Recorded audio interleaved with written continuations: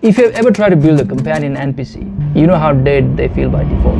I also tried to get a companion in Unity that actually behaves like a real human. Proper food placement, natural body language, reacting to the environment, even waiting for you like a real companion. But 2 weeks ago, he looked like this. I tried to learn how to make a realistic NPC friend, but I discovered something strange. There are hundreds of tutorials about NPC, but almost all of them want to do this. But real humans do a lot more than that. So I decided to fix him. And like every good story, once upon a time, somewhere in a forest, there lived a very unfortunate man. He had some personal issues. He couldn't walk properly. He couldn't talk. He couldn't even blink. Actually, it seems like a moving log pretending to be a human. This poor man needed help. Unfortunately, I was the only one available. So I tried something risky. I gave him the 5 magical spells.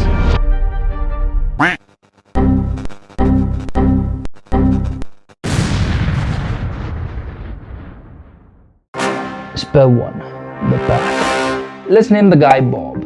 Now Bob wants to go from point A to point B. The problem is, during the journey, he might notice something interesting. Maybe a beautiful flower, or maybe the mountain in the distance. And now, instead of typical follow script that we find in most of the tutorials, I built a path system. Each point in the path consists of data.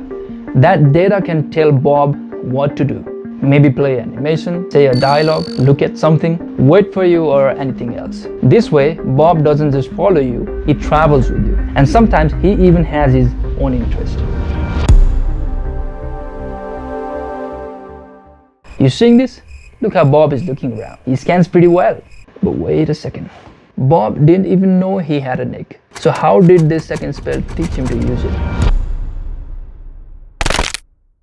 Spell number 2. The curious look.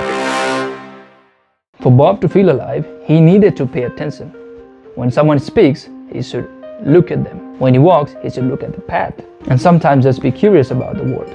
But without control, this quickly turns into a complete chaos. So second spell becomes Bob's attention system.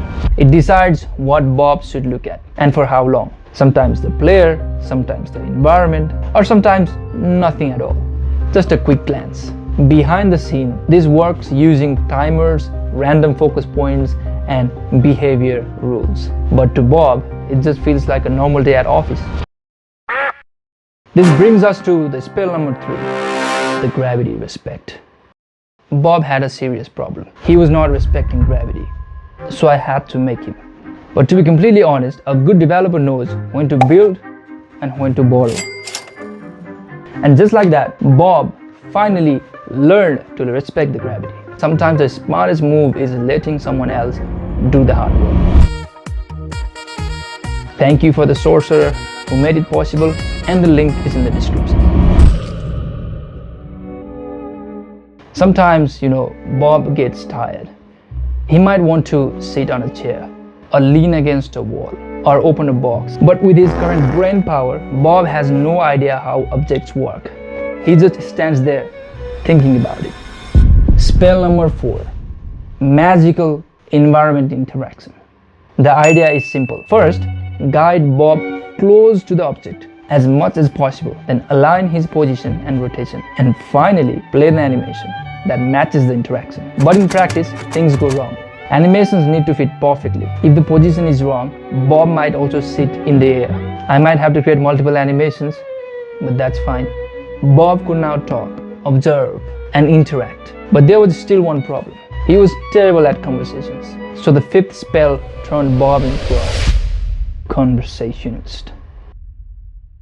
And yes, before you say it, Bob's facial expressions are still a bit limited. The 5th spell was supposed to give Bob the power of conversation. Unfortunately, Bob is still socially awkward.